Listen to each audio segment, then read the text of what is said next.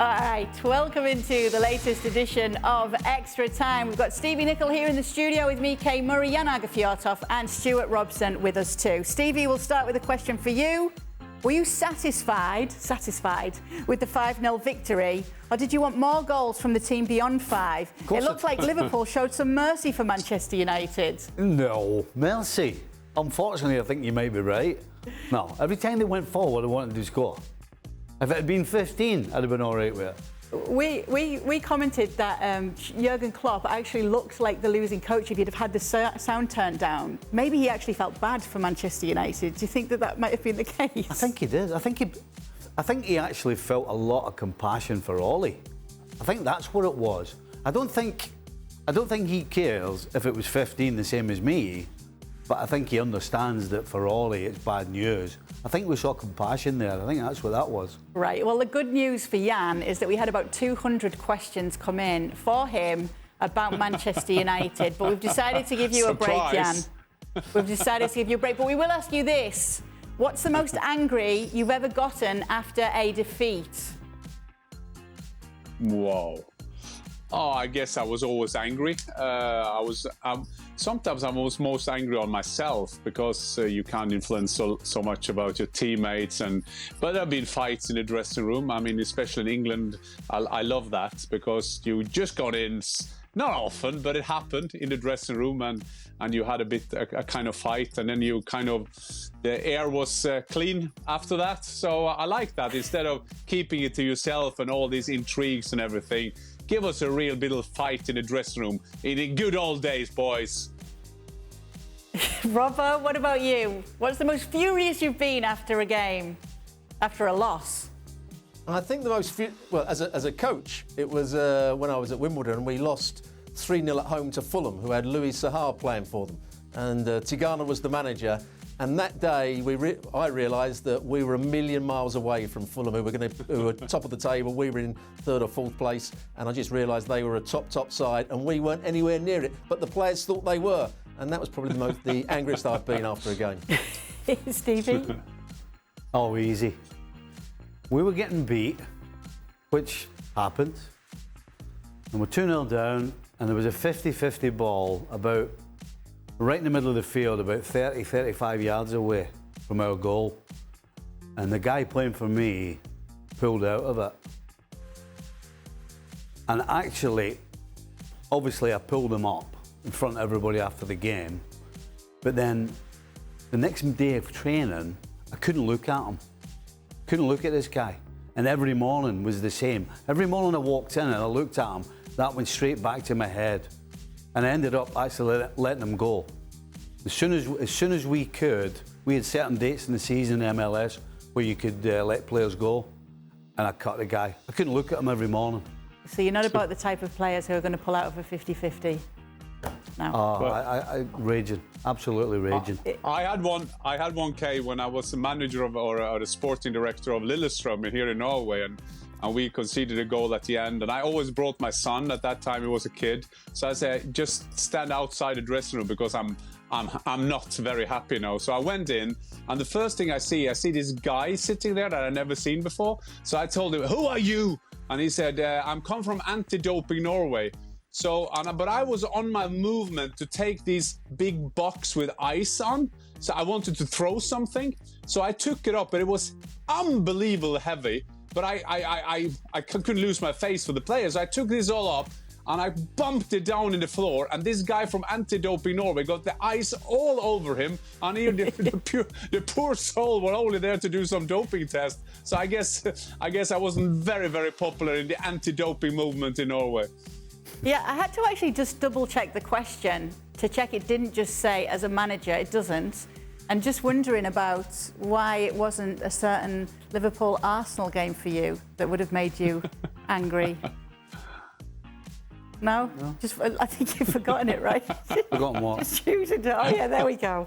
We'll leave that then. What are you talking about? No, I just wondering if when you were a player, there might have been a time you would have been angrier than... No. No? No, I never got angry. All right. Just got even. All right, fair enough. All right.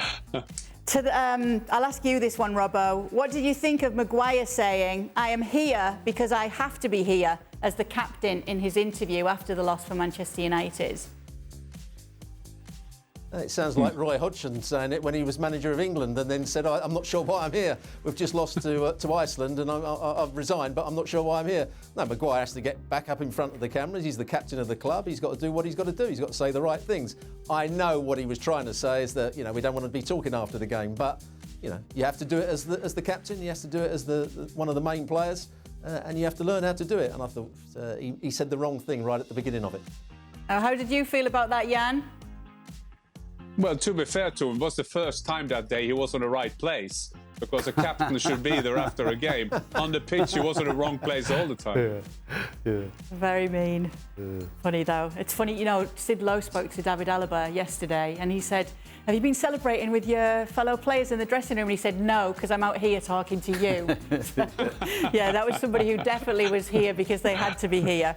All right, Stevie. Do you think what Jurgen Klopp has done at Liverpool by now, he would be considered as one of their best 3 managers of all time?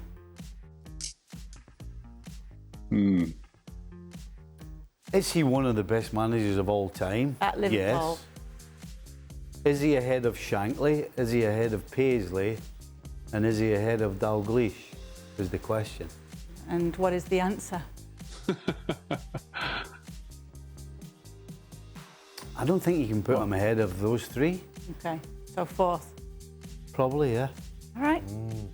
Oh, is there some ums back on there? Yeah, I had the ooh. Who was the from Jan? Well, the No, difference Robbo. between the managers you meant, Bill Shankly was the best because he took Liverpool from the 2nd division and made them into the best team in Europe at one point. Paisley was obviously an excellent manager, so was Kenny Dalglish, but they took over teams that were already good. Jurgen Klopp has had to come into Liverpool. They hadn't won the championship or the title for many, many years. They were struggling at times. He's come in and made them a championship winning team again and made them win the European Cup twice. So I think he has to be 2nd in line. But may I say, because hold we've on a second. So we're talking about. So there's a whole host of boxes that you need to tick there. All right. I think he explained it very well. Robbo did. You know, it's one thing to say, Robbo, you've taken over good teams. I mean, how tough must it have been to take over from Bill Shankly at Liverpool? Good luck with that. Just as tough as it is taking over from Ferguson at Manchester. Look at what we're talking about now with Manchester United. Oh, good luck taking over from him. Paisley should go over from Shankly. But they're not a top team, are they? And topped it, by the way. And topped it. And then Dalglish took over from Fagan, and but for we got banned from Europe, then Kenny never got the opportunity to do anything in Europe. But his influence on the club is still bigger than what Klopp has done in his tenure here. So I respectfully have to say he's still in fourth. Go with Klopp. Klopp is second for me. Jan's going to get the deciding vote.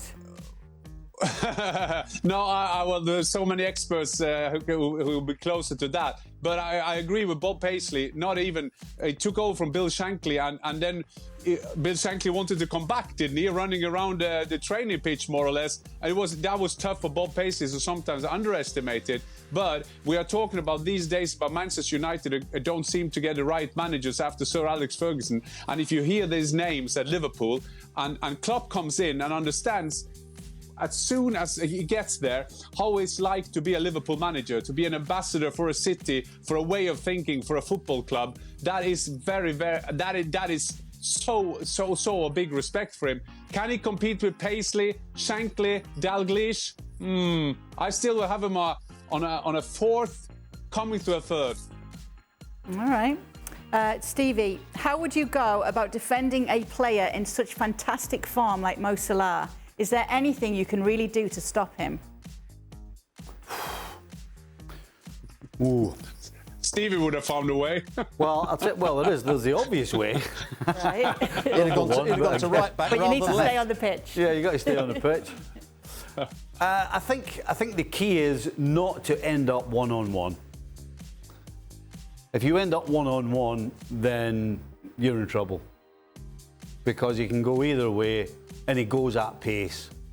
And he only needs He doesn't even need half a yard to be able to stick a ball in the top corner. So if it's one-on-one, other than kicking him, which you can't always do, then you're in big trouble.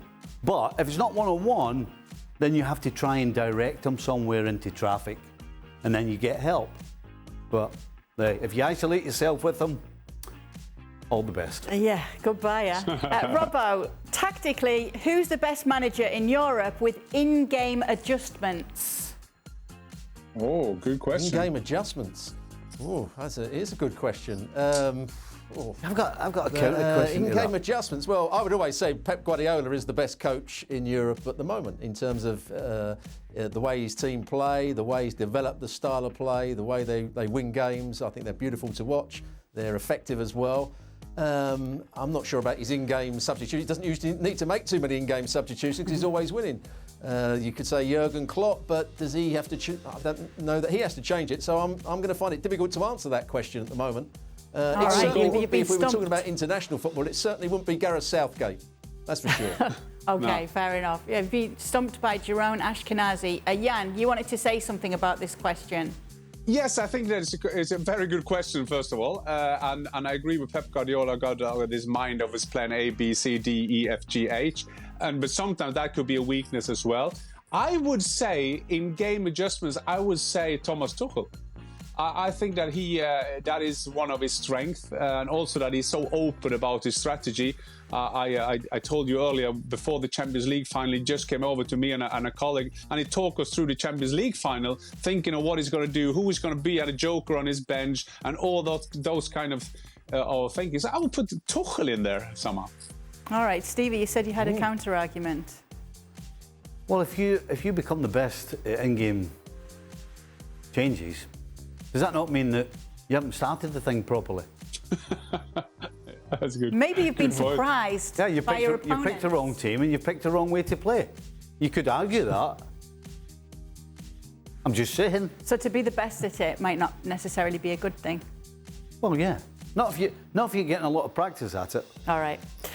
Problem. Jan, how well would Ajax do in the Premier League? It seems like they would have a better chance keeping their talent. Yeah, I mean, based on the game against Dortmund, where that was a mixture of Dortmund being very bad and Ajax being very good. I think that you'll see that in Europe, how you do against the English teams. I would still go with the cliche. It's very hard to survive in the Premiership, but Ajax with their team, they will be around battling for a Europa League position. The last question's for all of you. Robbo, I'll start with you. Don't know about that. You don't know about that? No. Well, I'm thinking of the last great Ajax side that got to the semi-final of the Champions League, right? So they lose all the players. They've not exactly set the heather on fire anywhere, never mind the Premier League. Ajax doesn't get a game for Chelsea. What, you're not happy but you're not happy with the beating PSV at the weekend so emphatically, and Borussia Dortmund in the Champions League this week? Well, that's not what the question is. The question's not, oh, they had some great performances. But then the question is, how would they fare? The coaches still managed to do so well despite losing all those players. Are they better than West Ham? No. Are Ajax better than West Ham, who are in 6th place or whatever they are? Look, I'm not saying whether right now Well, you were. on a game Ajax could beat West Ham. I'm just saying that Ajax are flying. Britannia. Right? They had a great game against The question Dortmund. was, where would they end up in the Premier League? Well, again, that's not my question. What he's asking you That is is. the question. Listen, My question I put is- this question to my Jan. question You is- decided to come in. No, the reason I came in All right. was Jan said, oh, they'd be challenging for Europa League. Right. I'm not so sure. Look, and as I was going to say, look at all the players that left from that great last side that got to the Champions League semi-final. And how are they doing? Hold on, How are they I'm just doing? going to tell you. No. De Ligt hasn't been a regular since he got there. Right. Ziyech doesn't play for Chelsea. Right. Van de Beek doesn't play for Manchester United. Okay. Frankie de Jong's done okay. But they've gone. Well, So how's the Ajax side doing now? Well, put it this way. Any one of those We've got a whole players I crop of new mentioned would walk youngsters. into that. Dusan Tadic, there you go. Dusan Tadic might be their best player. What was it? Couldn't get a game at Southampton, was it? Was it Southampton? But so you're judging that on players though who've gone and not just the team and the collective that they are now? Of course I'm judging them but I'm judging the team by the players they've got in the team. But so they might be doing well in Holland. Right. But I don't see them challenging for a Europa League spot. No. Robbo, do you have anything to say about this? Wet nights in Stoke. Well, nobody can. Yeah, let's be fair. Nobody can this stuff. All right. Dear. All right, we'll leave that one there. I know, they wouldn't beat West Ham, Robbo. Right, last question. Robbo, I'm going to start with you. Who was the hardest tackler you've ever played against or seen play? Oh. I'm not going to go with the hardest. There was 2 players that I played against that I would be very wary because I didn't mind putting my foot in. But there was 2 players that I looked at them and thought I might have to go over the top as well here and tackle illegally. One would be Graham Roberts. The only time I got sent off was playing for Arsenal against Tottenham on Boxing Day in 1982, whatever it was, when I was 18, and I committed a terrible foul on Graham Roberts, who was the Tottenham hard man. And the other one, who Stevie played alongside, was Graham Souness. Once Graham Souness had it in his eyes that he was going to hurt you or tackle you hard, you knew you were going to be tackled, and there was no holding back. And he was also a top-class player. So they were the 2 players I'd be very wary about. There was a very knowing smile and nod here in the studio from Stevie when you said Souness. Well, I've seen him do some things that back in the day, well, in our day there wasn't as many cameras. So I've seen him doing some things that that he got away with it. Would you put him if up I've there got then? time, Kay, I'll just tell you a quick. If I've got time, Kay, I'll do a quick story about Souness. My second ever game was at Anfield for Arsenal against Liverpool, and it was the second leg of a cup tie. And in the first leg, Ray Kennedy had been sent off because Peter Nicholas pretended he'd been headbutted by him. And in the tunnel, as we're coming out, Souness said to Peter Nicholas, "You won't last the game." 20 minutes in, nobody saw it. Down on the ground, Peter Nicholas, 17 stitches down the outside of his leg. No one saw it. No, he wasn't even booked. It wasn't even a foul. Souness knew how to make a mark on somebody, that's for sure.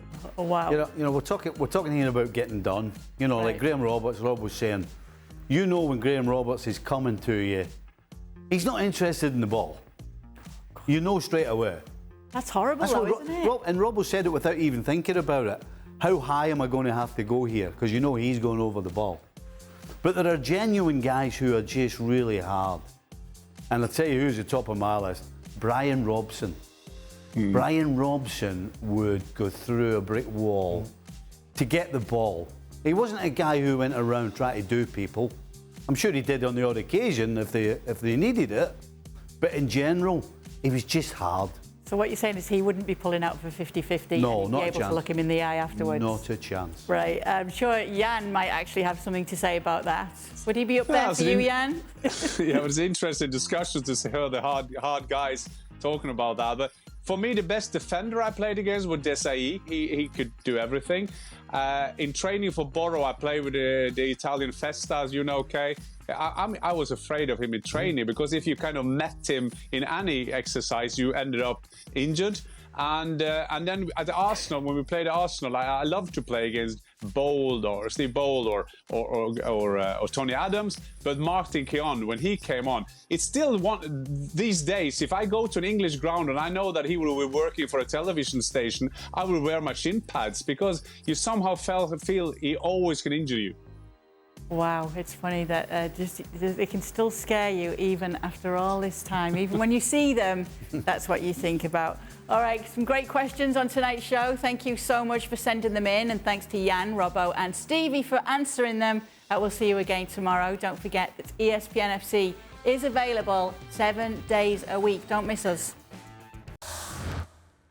Well, thank you very much for watching ESPN on YouTube. For more sports highlights and analysis, be sure to download the ESPN app. And for live streaming, premium content, and let's not forget as well, ESPN FC 7 days a week. Subscribe to ESPN Plus.